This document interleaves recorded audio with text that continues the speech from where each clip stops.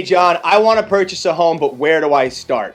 My name's John Soricelli, and I often get asked the question, I want to purchase a home, but where do I start? There's 4 key points that I'm going to address for you in this next video, and I want to make sure you have a real good understanding at the end with whether or not purchasing a home is right for you. The first point that we want to discuss is how much money you have to put in towards the transaction. I'm going to get into more detail on that as we progress.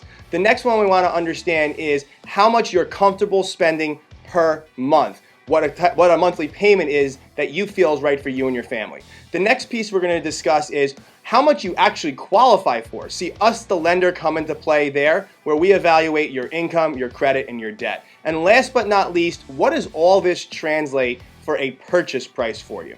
The last thing we want to do is start at the purchase price, not understanding how much it takes in down payment, income, or whether or not you're comfortable with the payment. So let's just get right into it, right? The first one that I said was how much money you have to put towards the transaction. See, a lot of times I get a phone call and people say, hey, I have no money down.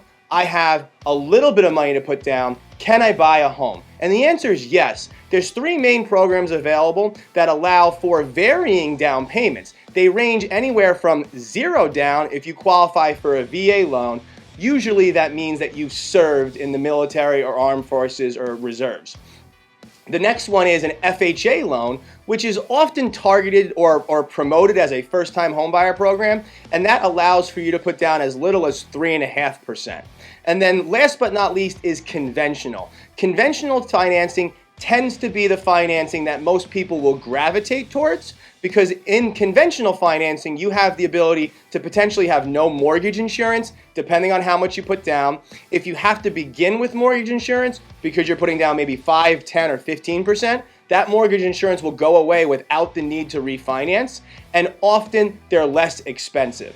We're going to do a more in-depth video on each of those loan programs later on, but that's kind of the high level to understand how much you have to put towards the transaction. But the last piece is closing costs.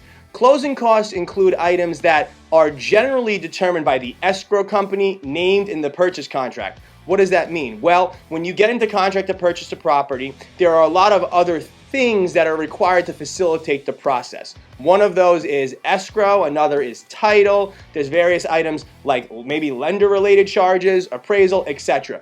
These items all turn into what are considered the closing costs. I have another video that will go into more detail about that, but we generally say it's about 1.5% to 2% of your purchase price. So how much money do we have to put towards a transaction? Down payment, 0, 3, 3.5%, 5, 10, 20, they're all available options, and we can help determine which one's right for you. Plus, we have to add in the fact that closing costs are a factor, potentially 1.5% to 2% of your purchase price. The next point that we mentioned we wanted to discuss was how much you're comfortable with paying. Well, as a lender, we evaluate items that will appear on the credit report. What does that mean? That means items that like are car lease or car loan payments, maybe student loan payments, credit card debt, as well as your housing expense that we're looking at this new purchase. We may determine, and this is kind of point 3 as well, we may determine that you can qualify to purchase more than fits your budget and your family's budget. At the same token, you may feel like you can afford to spend more than us as the lender determine you can qualify for. But it's really important to understand how much you feel comfortable spending on a monthly basis. Then, as we kind of bleed over into point 3 here, depending on how much your income, your debt, your credit, and your down payment is, that's going to kind of put together in a total picture your qualifications. When we look at how much you can qualify for from an income perspective, which is kind of really point 3, we look at your gross earnings, depending on your profession, whether you are a W-2 employee or whether you own your own business, whether you have a commission and a bonus. We all look at these a little bit differently, and I have another video which will go into more detail about income. But once again, we look at your income, we look at your debts like I talked about a little bit earlier, we look at your down payment, and in conjunction, we establish a profile for you that will support either a debt to income ratio, a loan to value, so what does that mean? How much you put down in proportion to the home's value or purchase price, and your credit scores. All these in conjunction say, hey, listen, here's what you can qualify for.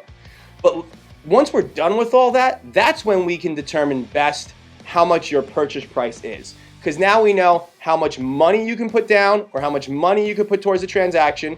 Frankly, it can come from a gift as well.